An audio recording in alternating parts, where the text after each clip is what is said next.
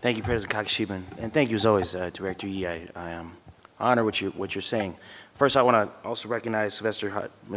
Director Hodges, who is a colleague of Ms. Lawson, who I want to close the meeting tonight, longtime school board member, as well as my favorite school board member, Ms. Toni Cook from District 6, so thank you both for that.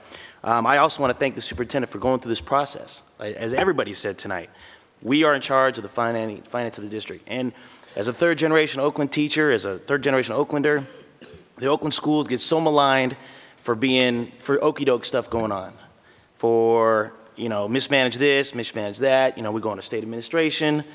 So I think this is a genuine process, and I think that's important that we go forward with this. What's come in, as even Mr. Hutchinson said, and a lot of people said, though, if there actually was fraud, if there actually was theft, throw the book at these guys. I mean, the district attorney has lawyers. I mean, if I'm trying to defend somebody $3.8 million, that's unconscionable. But the fact is the district attorney hasn't jumped in.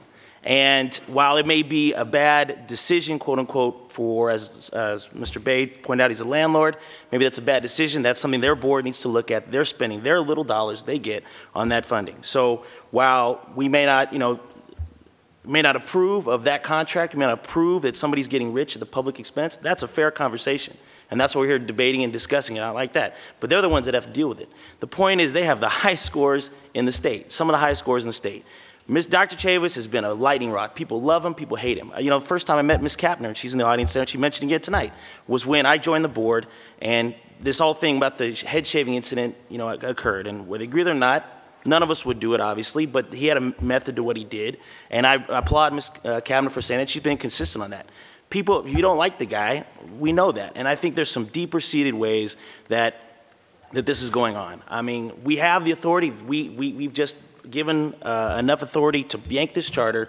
I think we're doing it for the wrong reasons. I think the real reason is people are against Dr. Chavis.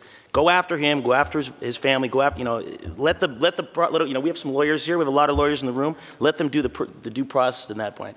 The point is that's a separate incident in my view, that's a separate incident. Do we have the authority to close the charter? Of course. We've gone through the process. Mr. Ye has done a fabulous job. If I was in his position, if I was the superintendent's position, I would be doing the exact same thing.